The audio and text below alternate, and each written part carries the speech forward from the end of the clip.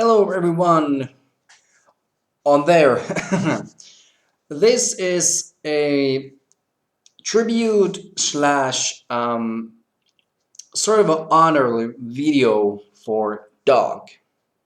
For you, Dog Walker, the man who has created some of the funniest movie reviews in internet, and I love your work. You're the best one. And the very first time when I saw the episode Masters of Universe review, I laughed and I enjoyed the whole time. And I was getting more and more engaged at who is this guy? And since that date, I have seen every single episode of his reviews, and he is hilarious. You are hilarious. And so in this video, before I go on the list, your to top 11 list, of course, because he likes to do that. Um, I have just one thing to say. I wanted to be a movie critic for my whole life, and when I discuss about movies, I love to discuss them about in depth, of course, and all those things that can give a birth to new this kind of conversation. And I'm sorry, my English is not very good, but I like it. And this is me when I'm alone. I talk English with myself. Not sure why, but I'm kind of a cuckoo. Okay. So before the list, I think Doc really inspired a lot of people who does movie reviews in internet. I think, and and yeah, it might be probably the reason why there are Schmoshno, Angry Video Game Nerd. Well, he started earlier, so whatever. And of course, we have Chris Stockman, Jeremy Johns. Who else? Name it. I think Doc really started it all. Probably, I'm not sure. So on the list, and this is of course a top 11. Why? Because he goes beyond. So whatever he said.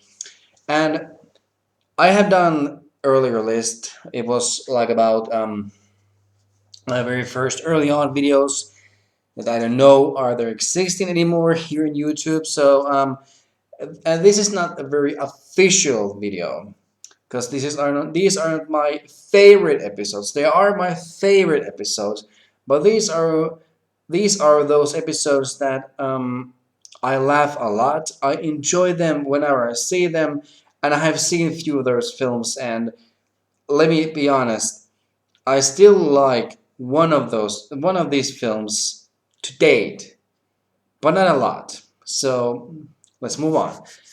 Number 11 is The Master of Disguise.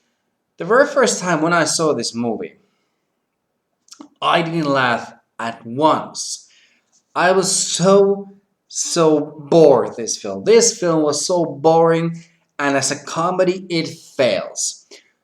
So when we heard about that, NC is gonna do a review for this film, I didn't even know what kind of episode it's gonna be. So I didn't just laugh at this episode, but I enjoyed how much Doc was going through to find out is there any funny jokes in the movie. And yeah, it's there was this fart joke, ongoing fart joke, and I didn't remember that joke. I totally forgot.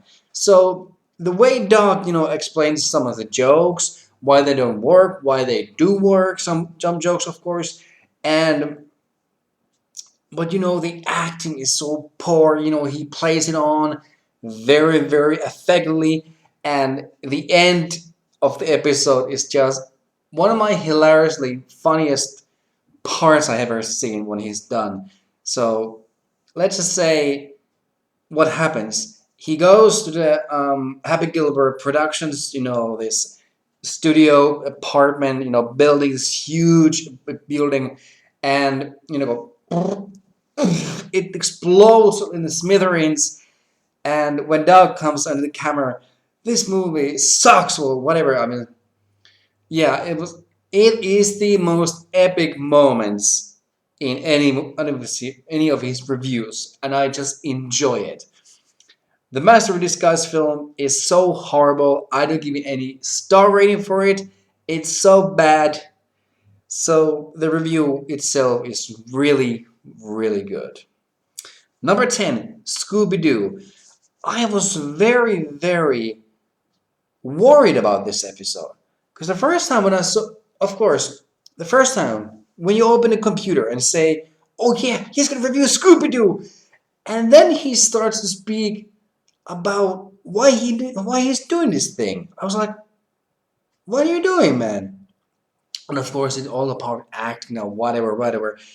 And when his face goes all red and he goes yelling and yelling and yelling, and of course he starts to review the film. His past and future selves coming in the screen. The futuristic version, of course, a very good, slightly good performance about Doc Brown and his younger self with his marvelous hair, and they're reviewing the film, side by side, of course, what are wrong, what things are not good, and whatever. And the review itself is a great example why you don't want to make a kids TV shows into movies. And of course, this is a Hanna-Barbera production film, Scooby-Doo. So he did review the Flintstones movie. I love that movie. I'm sorry, but that film still to date is one of my personal favorites in 90s nostalgic movies, as in a family genre. Scooby-Doo really didn't do anything for me, and he does a great example for this in this review that why the movie does not work. But it's the moment that really stuck me.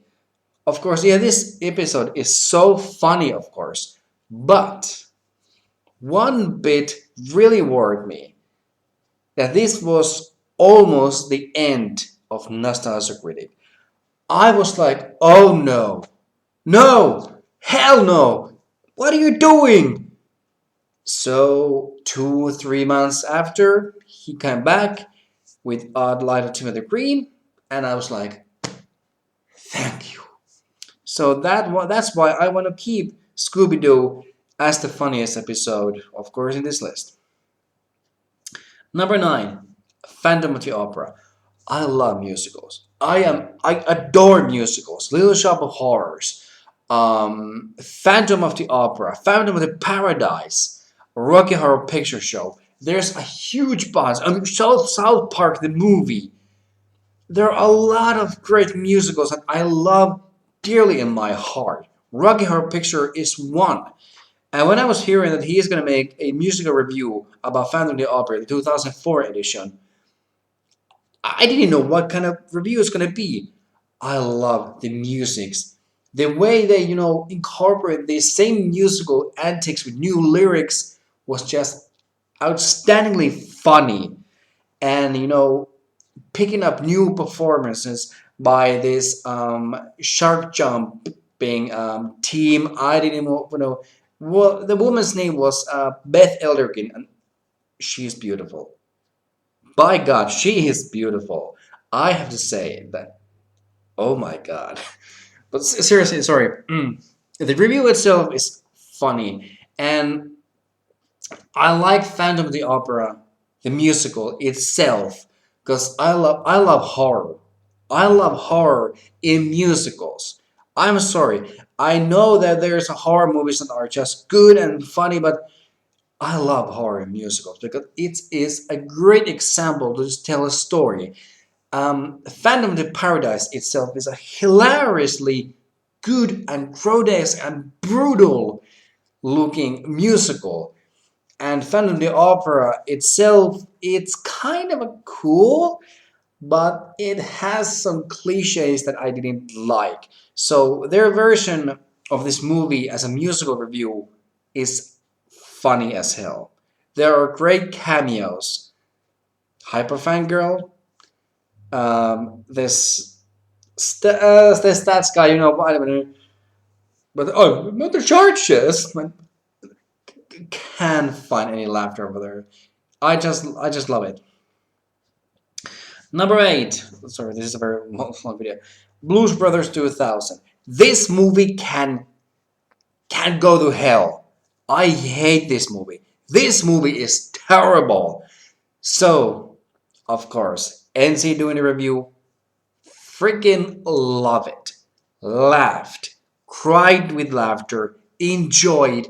And I did enjoy the way he explains why this movie is worst and why the first one is the best one. I just love it. But sometimes I miss some things in the reviews.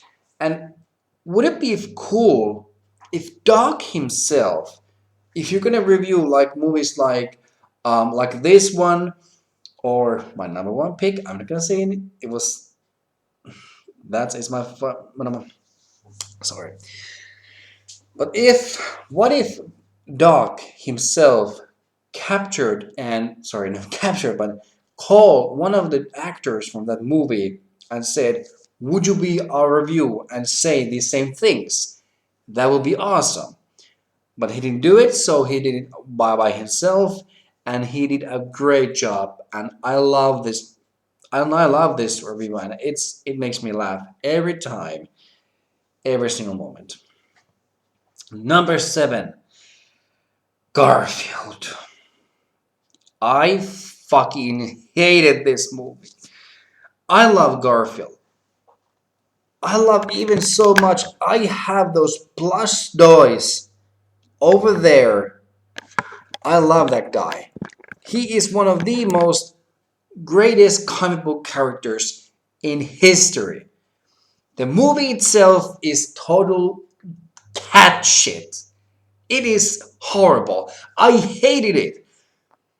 And I wanted to see what Doc says about the movie. And I have to say, he is 100% good about saying things. He hated the characters. He hated how Garfield looks like. He hated every single thing that I hated too.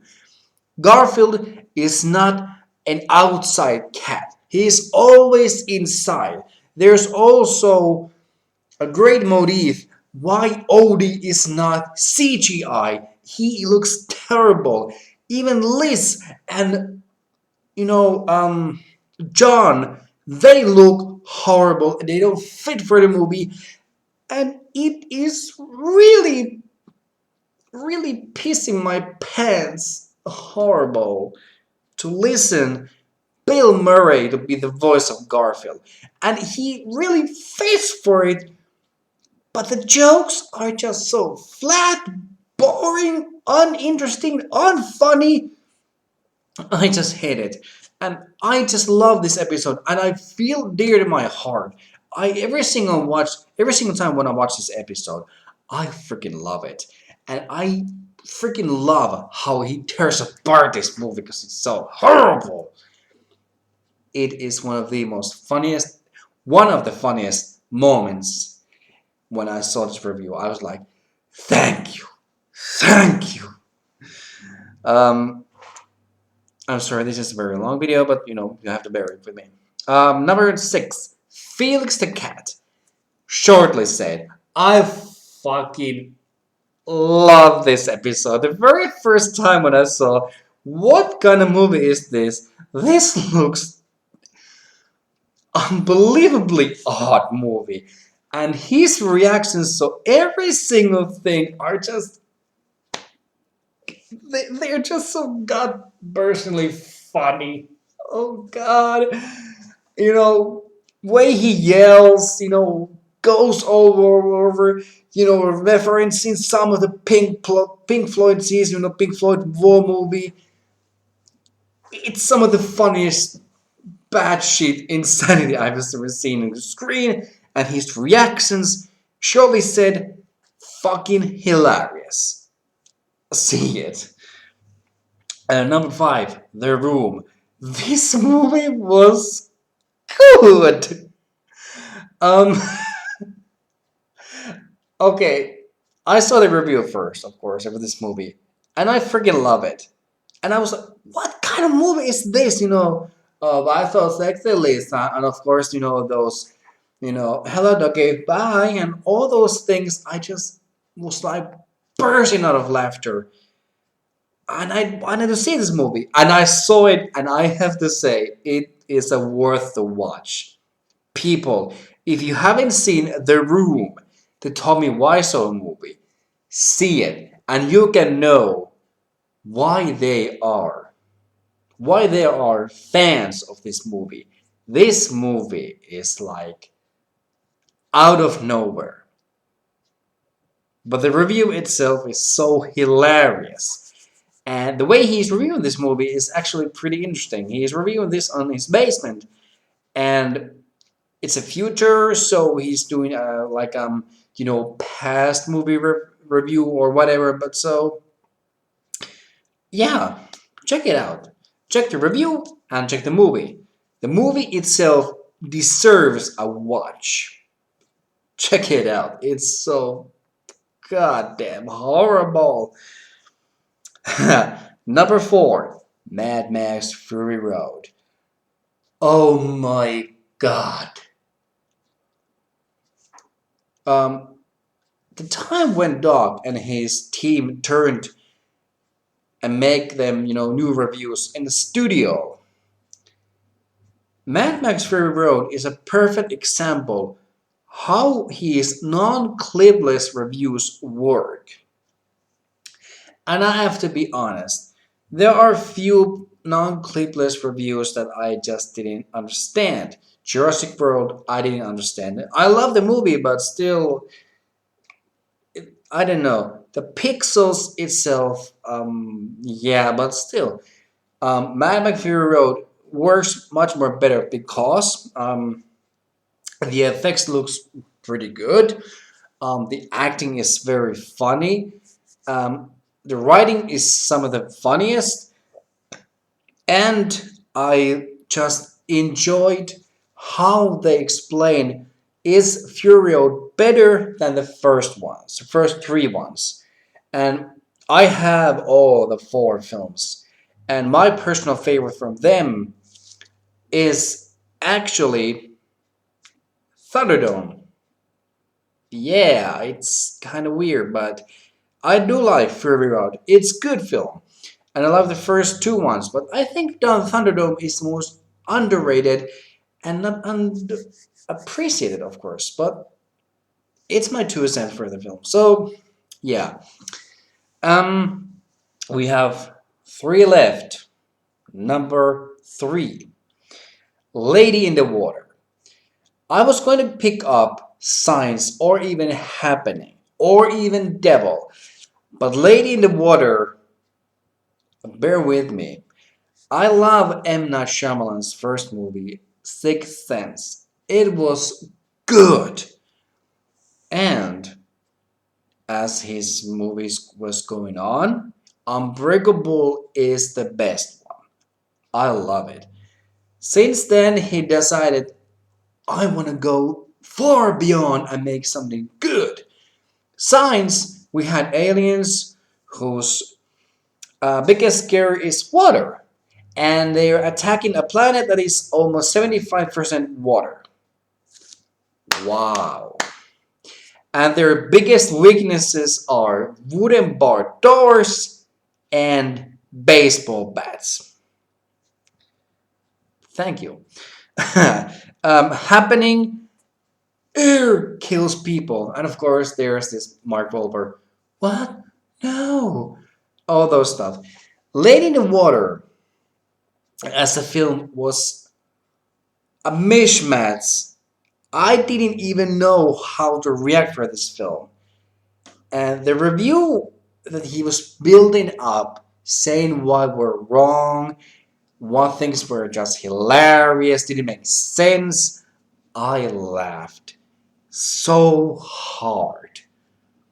My tummy was hurting by the time when the kid was reciting those prophecies from cereal boxes. Oh god. I wanna own this movie. This is one of the most bizarrely bad bedtime story movies. And it is by far one of the funniest ones of his movies. Um yeah, and Doc really did make a good review for it. Number two, Haunting. I'm not sure what to say about this movie.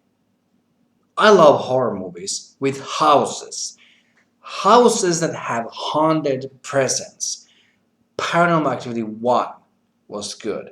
Third one, even better. I have seen Poltergeist. Freaking love it. Haunting is just a CGI cocksucking insanity mess ever. And the review was supposed to be old versus new, as he was presenting for us. It is not. It is some of the most funniest he has ever explained about this movie. I have seen this movie. It is horrible. It is just one of the worst CGI fest horror movies. And this casting for this film was pretty good. I mean, Lily Tomlin, Owen Wilson, Catherine Zeta-Jones, Liam Neeson. This cast was just good. And it didn't work. I was like, no. But the funniest part in this whole review was the Catherine Zeta-Jones effect. You know, affections for Doc. I freaking love those.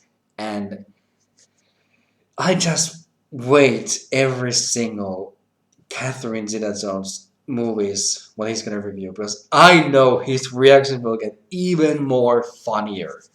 So that's about it. And my number one favorite episode of Nostalgia Critic is A Simple Wish. It was a very early Wednesday morning.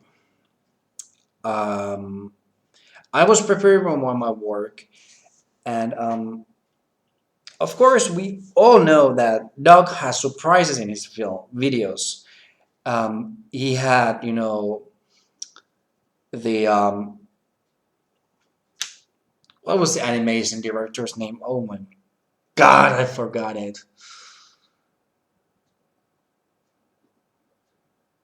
Don Bluth, sorry, Don Bluth, yeah.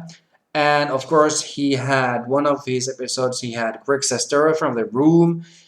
Um, in the last Airbender, best episodes, he had Rufio, the guy from the Hook movie, Dan DePasco, and a whole bunch of new great cameos.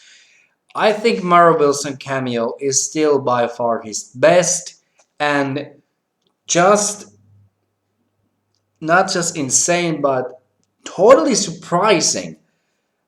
I have seen Simple Wish. It is not a good movie, but I have seen Matilda, which is, to be honest, the most darkest kids movies ever. And I remember Mara Wilson in this movie, and I just love that movie. I still love it. I know it's bad, but I still love it.